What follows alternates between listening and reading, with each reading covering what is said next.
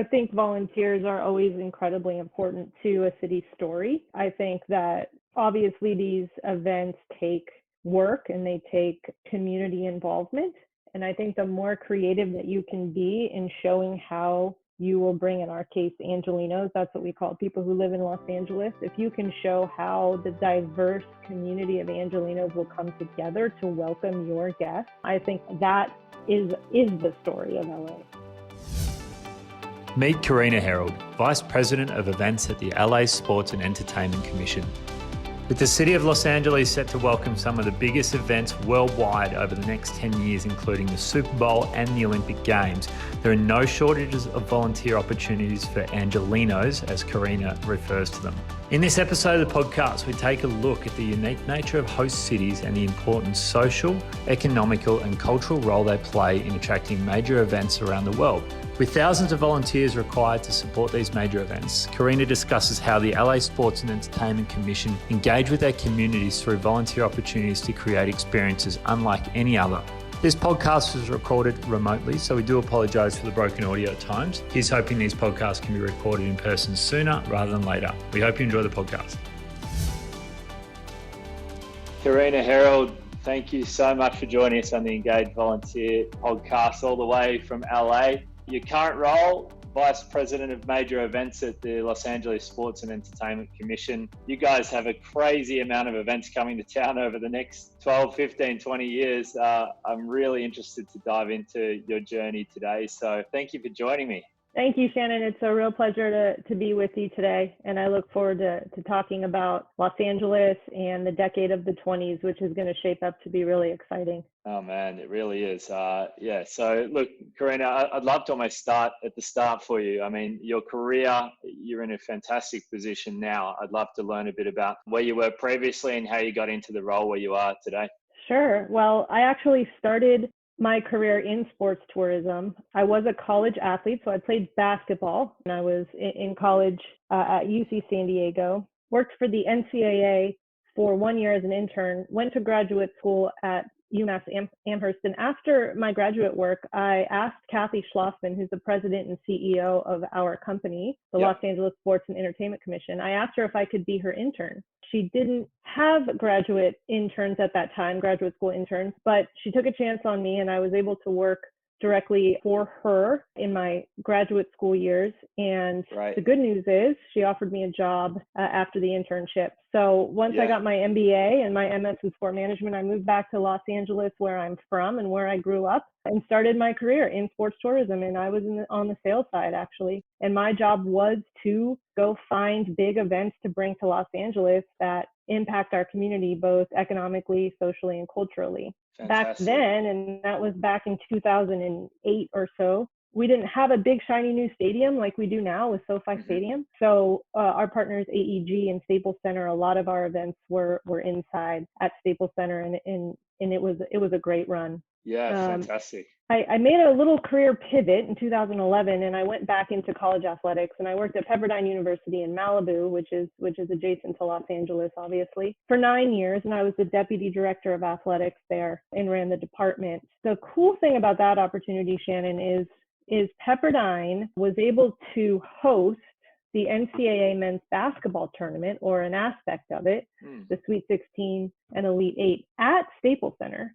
And we were selected to host that 4 years from 2013 to 2020. Right. We were supposed to host in 2020, but COVID canceled that for us. But we hosted 3 separate times, and I was the tournament manager for that. So I always stayed in major events, and I was able to continue to dabble, I guess, in the event world with that event, and still partnered with the Los Angeles Sports and Entertainment Commission. And so we had over 100 volunteers for that event, obviously very student heavy, but I've had a lot of experience with running major events, specifically here in Los Angeles, and the opportunity to go back to the Sports Commission in this decade, where we're going to be hosting a Super Bowl, we're going to be hosting a college football playoff national championship. We plan to be hosting a World Cup, or some of the World Cup games, FIFA, and then of course running up to the Olympics in 2028. So that is my background. Yeah, well, fantastic. I almost want to jump into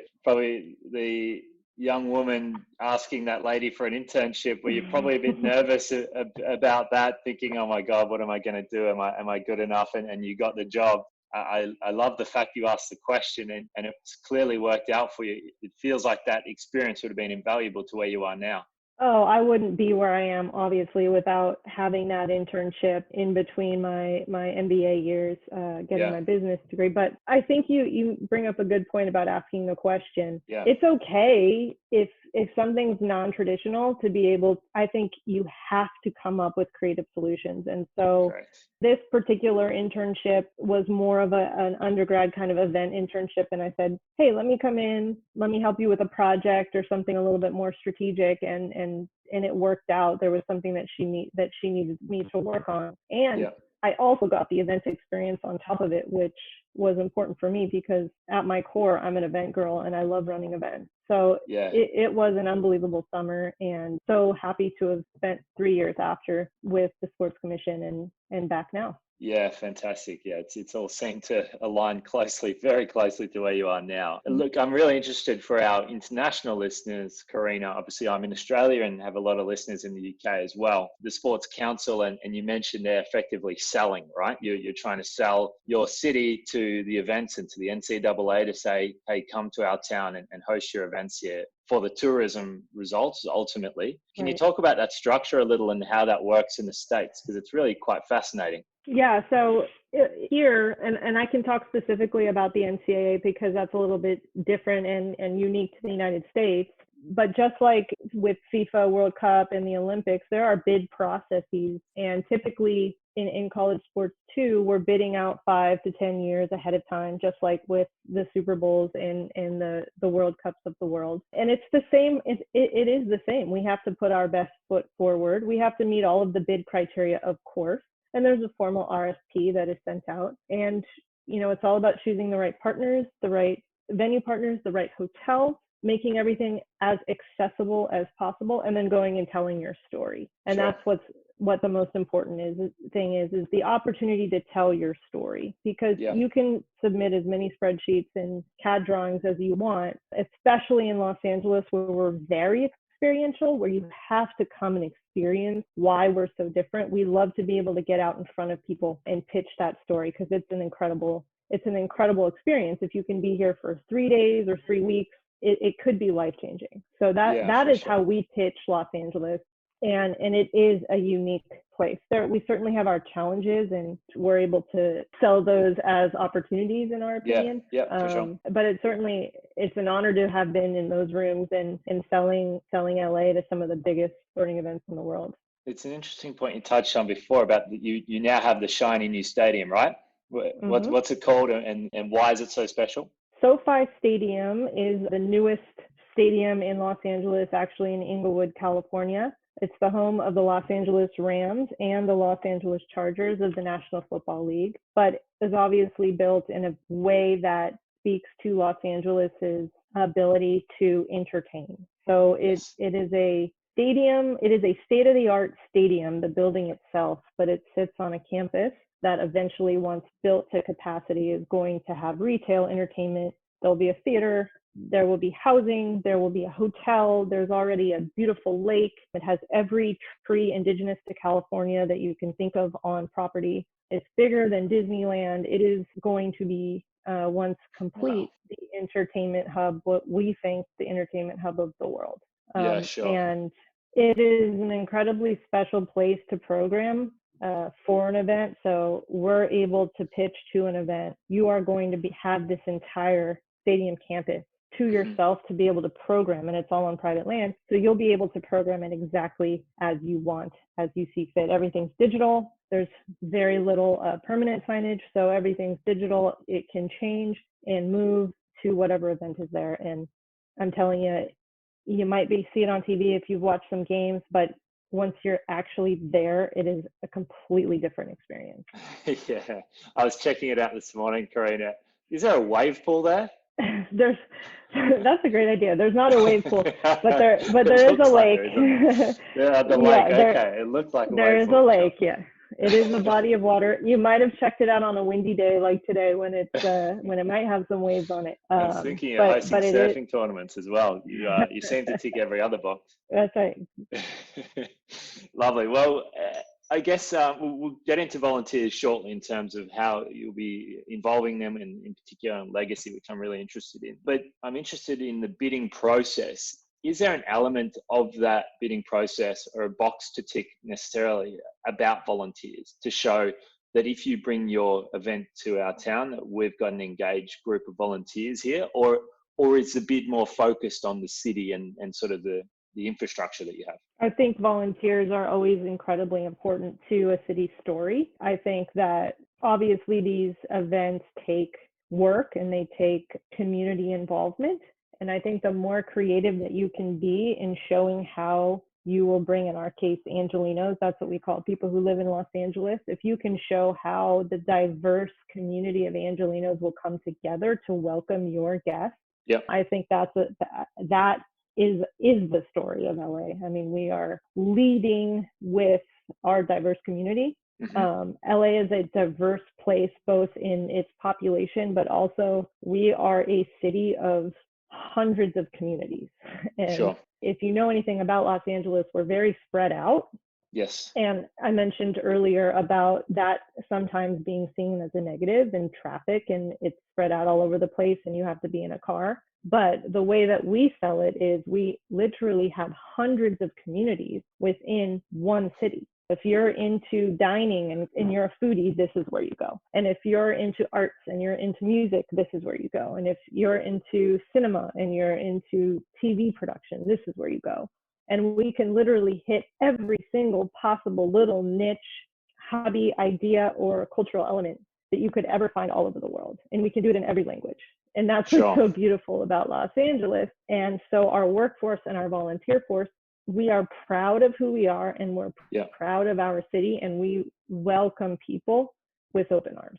Yeah, brilliant. I love the concept of cities having an engaged community, number one, but volunteers ultimately are the representation of that city. And any major event I've been to around the world is often the community feel. You walk away from that town going, sure, the event was good, sure, a Super Bowl was fun to watch, but it's the people of the town meeting you at the airport is often what you go away with, thinking about, I would like to go back there for that reason. And I think that's the thing about, I'm grasping this and learning this as I go, about in America, you're ultimately funding a lot of these events and bids by tourism and hotel taxes and so on, because you're wanting people to come back to your city, not because you're going to have another Super Bowl, but because I had such a great experience doing everything else in the town. Can you talk to that a little bit, please, Karina? Well, that's exactly right, Shannon. And we look at repeat visitors, but we also look at length of stay. And so we feel like in Los Angeles, where typically maybe somebody would go to a major event for 3 nights, get in and get out, we think in Los Angeles that we could extend that to 5 or 6 nights. Yeah, and okay. So to your point, that drives more direct and indirect spending to our community, and that's why we put the investment in to host these events. Yeah, interesting.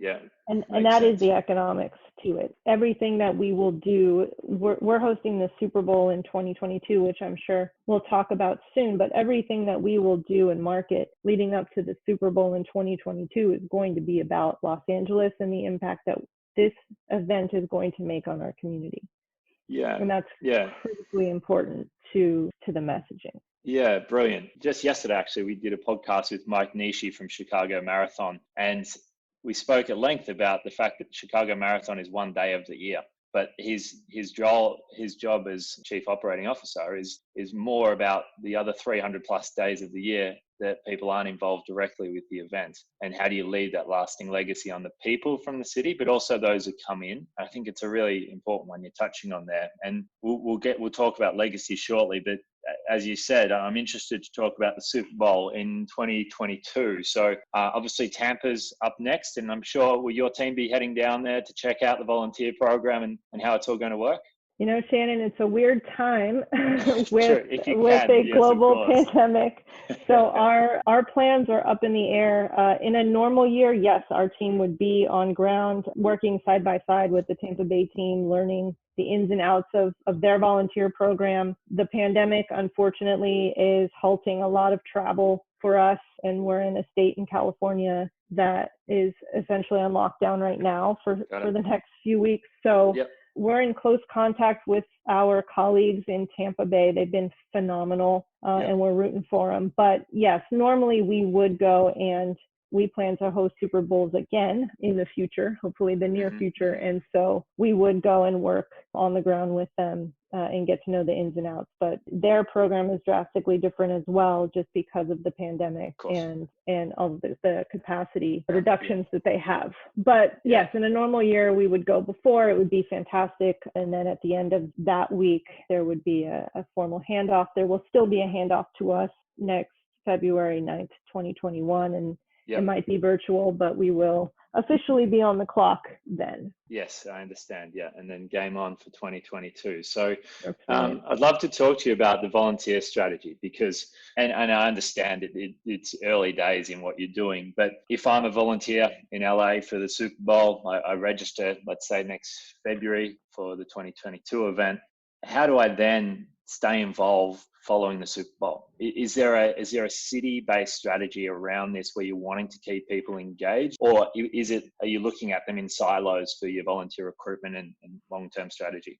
Everything that we're doing is city-based because of the events that we have in the decade of the 20s, with leading up to 2028 in the Olympics.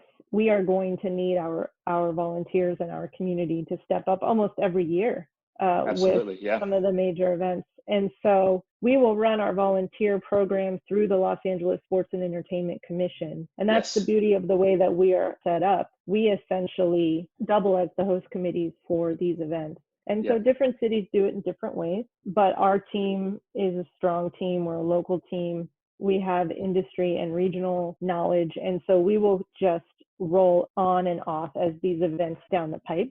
And we anticipate that our volunteers will do the same. Our sports commission also, in normal days, of course, hosts 4 to 5 events a year. And so we also have opportunities to engage these folks as well. And professional development is really important to us. And about 75% of our volunteers are college students. And so we want to provide programming all year round so that our college students, our local college students, are getting the experience, potentially resume and interviewing skills, and using our network to land that job that they need right out of college. So that's what we do. In normal days, of course, we'll have them on the ground with us, our best and our brightest. But our hope is that we're touching them annually and that we'll have an opportunity for them every single year to volunteer. Sure. And so if I'm a volunteer in 2022 for the Super Bowl, and then by the time the Olympics come around, do you envisage that person will have one central profile through that entire journey so that your team from 2022 may not be still there, even when the FIFA World Cup hopefully comes to town, but yet those volunteers, the data against those people, the work they've done, maybe the feedback they have from those events, do you envisage that being one central profile of that person so that it is sustainable and long-term? We do. So the Los Angeles Sports and Entertainment Commission is responsible for the Super Bowl, the college football playoff national championship, and when we hear about FIFA World Cup, that will all come under our jurisdiction. We work very closely with LA28, which is the Olympics organizing committee and host committee. And so it's a completely different animal, if you will, but we are in constant contact with them, even now, 8 years before, to talk about how our volunteers and their volunteers, and in most cases, it's going to be the same person. So how collectively the Los Angeles volunteer program can roll right into the Olympics. Yeah, brilliant. I'm not sure if you're aware of a program called Team London, the City of London's legacy volunteer program from the Games in 2012. I have not specifically researched it, but I will now because it sounds great. Yeah. That's the shining light, in my opinion, of what a city can do to create a volunteer legacy. And it's just something so special where the city uses their major events as effectively a fire starter for volunteer community and engagement. And it's still running today, and we're pleased to be working with them there. But I just see it as something that every city around the world should be doing, big or small, a way that if you want to volunteer in your community, then I want to go through the city because they're the ones that have connection to everything that's going on, not just events as well. That's the important thing too. So yeah, definitely one to check out. So I guess we've spoken a bit about the upcoming events that are coming to town. And when do you hear about the FIFA World Cup coming to LA or not? Well, we're working diligently on the next round of responses. Sure. My colleague, Allison Satelli, is our Vice President of Business Development, and she's putting together Los Angeles' latest round. The bid process has been a little different because of the pandemic, and so there's nothing in person, nor were there any site visits. Yeah, sure. So everything we've had to do has had to be virtually through email and those types of things. So once we get our next round of responses in, then we'll wait for the next round. And we are bidding with 3 different stadiums in our city. So we feel really comfortable and confident that we will host something. Yes, very true. And good luck with that bid. All right. Now, I want to dive into the volunteers. So through your career, you've worked with volunteers a lot. I know they've been crucial to a lot of the events you've been involved with. From your experience, what are some top tips you've had about the best way to engage with people? Volunteers, they're such a joy, right? And they're also, it's important that you model for them how you want them to welcome people, right? Mm-hmm. So volunteers are often the first touch point that a guest may have. Correct. Or that an attendee may have. And so I think it's critically important that you set expectations around customer service from the start. We are here for the customer. We are here for the attendee. It is our job to make their experience the best they've ever had.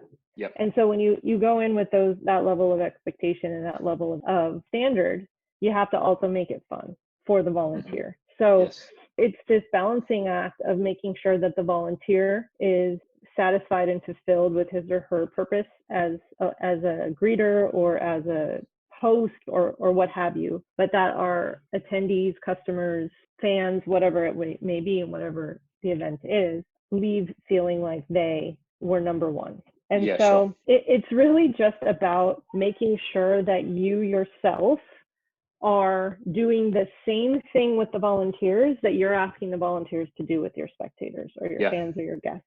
And that's have a smile on your face. Take time to answer questions. Make sure that you are pouring into them just like you're asking them to pour into your guests. Like I said, make it fun. Be organized. We know that volunteers and people who are working for free, they're giving their time to you. And so be respectful of that time. Make sure that you are so organized that when they show up, they have their gear, they have what they have to pass out, they have their script, they know what they're doing. And then that will translate to how they treat the guests that are at your event or in your city or what have you. So Shannon, my whole thing is model the way. If you model the way and you as a host committee or as an event organizer or as just model the way in how you want your volunteers to treat people, you treat your volunteers. Got it. And yeah, it makes a lot of sense. You know, you can put in systems and you can use amazing platforms like Rosterify to keep yourself organized and make sure that your schedules are right and that your shifts are scheduled and you're communicating correctly and everyone's got the right. But at the end of the day, you have to be the face.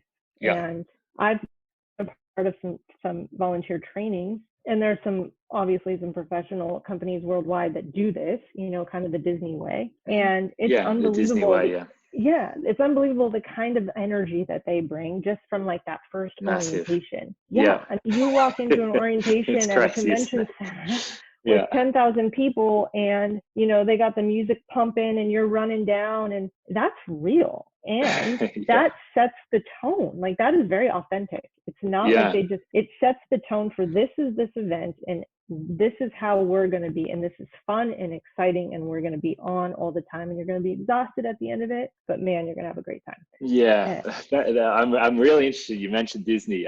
Matt Lynch is a good friend of ours, Moonshot. He's done a lot of the volunteer training and structuring for the past few Super Bowls. I'm sure you guys are probably speaking to Matt, but I'd love your like the Disney way. That's very unique to everyone else around the world. People in the States get it from the events world, and you understand it, but please explain it to me. The Disney way is that the customer is always right, right? Like, and you just have to be impeccable in how you present yourself. So, it's literally based off Disneyland right, training, right? Disneyland training, exactly, and Disney training. So Disneyland, Disney World. One of the things that always sticks out in my mind is trash cans. And I know that sounds crazy, but I've actually used it in my past life in college athletics too. They have trash cans like every 6 feet or something like that. And you think, why on earth there's just so many trash cans? Well, you want your place to be spotless, right? You want your venue to be spotless. You want everything to be perfect for your guests so that when it's not, you're not worrying about what you could have controlled, right? Sure. And you're able to focus on what you can't and just try to remedy that, right? Sure. And so I think the Disney way and what we say is just the smile on the face, almost like the Mickey Mouse caricature. Yeah. You're always happy, right? The customer is always right, and your job is to solve for whatever that issue is. No matter how small or big it is, your job is to make it better for them. And so that's what we try to do too. Yeah, fantastic.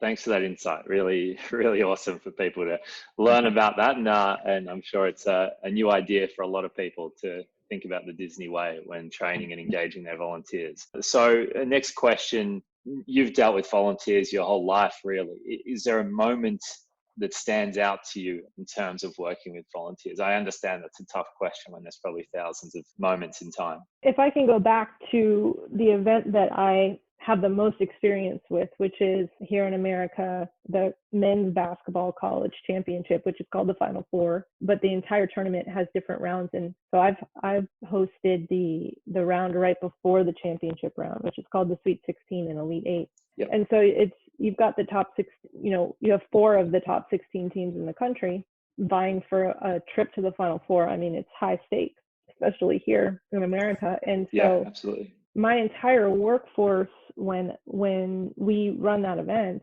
and it's a week-long event, is almost entirely made up of students. And it's really one of my favorite moments, 2 favorite moments after those events. So my first favorite moment is there's always a dark day in between the 2 rounds of games. So let's say on a Thursday, we'll play 2 games. We'll have a dark day on Friday, and then we'll have the next round on Saturday. Yep. On a dark day on Friday, we allow some of our volunteers to play basketball on the court and play pickup on the court. Nice. Right before the teams come in and practice and do their media. And it had become just kind of this unofficial, very informal thing. And then, I'll have my kids out there. And so there's little kids running around, and then there's the college volunteers able to play pickup. And it's become one of my favorite moments. And it's early in the morning and we're exhausted because we just had 2 games the night before, but it's so fun and we have such a great time. And then my second favorite moment is when it's all said and done, we take our picture at center court. Yeah, sure. And the people who stuck around get to be in the photo, but it has become my favorite moment when we gather. At that point, it's 11 o'clock at night, so maybe there's only about 35 or 40 left, and we take the photo at center court. Tired eyes in the photo. Tired eyes, but big smiles and big hearts. Yeah, brilliant. Last question here. You've touched on, and clearly for you, the passion for students and helping students, similar to what you were yourself.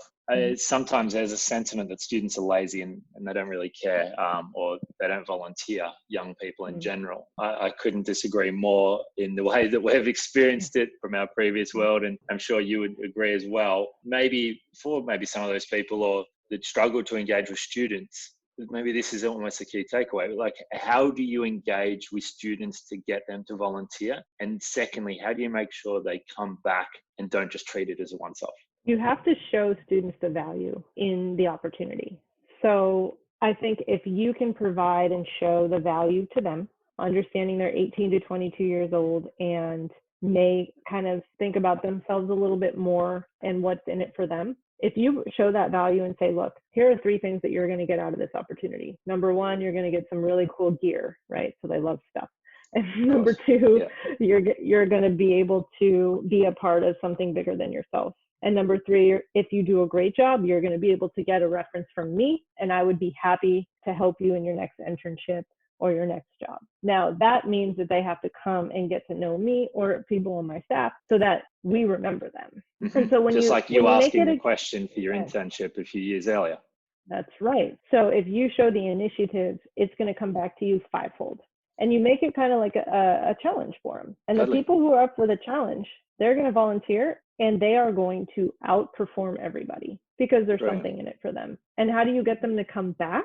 You just make it amazing, right? And if they see that value, they'll come back and they'll bring 5 people with them. Yeah, totally makes sense. I mean, you touched on at the start that you've worked in sales. It's as important to sell your volunteer program instead of sitting back, launching regos and going, why isn't anyone registering? I've asked them to be, handing out cups or something. There's such a greater story behind why they're doing it in the first place, or connecting to the community. As when you're pitching LA, you're talking about the stadium, of course you are, but you're talking about, you spend a bit of time explaining the people of LA and why it's special and why it's a great place to be compared to necessarily the action that the volunteer will be doing. I think that's a really important point when trying to recruit volunteers, to sell to them about what they're getting in return, other than saying, come help me out. That's right. That's exactly right. That's exactly right. And I think there is a bit of pride, right? So pride for your city, pride for your university, pride in yourself. And if you can tap into that, then the sky's the limit. Yeah, for sure. Thank you so much, Karina. I really enjoyed this chat. You guys have an incredible journey ahead of you. So all the best. And look forward to working with you guys in the lead up. So we'll be in touch, Karina. Thanks so much, Shannon. I really appreciate it. Thank you. We'll talk to you soon. Okay. Bye-bye. Thank you so much for listening to this episode of the Engage Volunteer podcast with Karina Herold. We hope you enjoyed it. If this is your first time listening, then welcome. Our podcast aims to highlight the ways in which organisations and individuals are engaging with their communities to connect them to events and causes they're passionate about, with new episodes released each Wednesday fortnight. The best way to support is to click follow where you listen to your podcasts and tell your friends about us.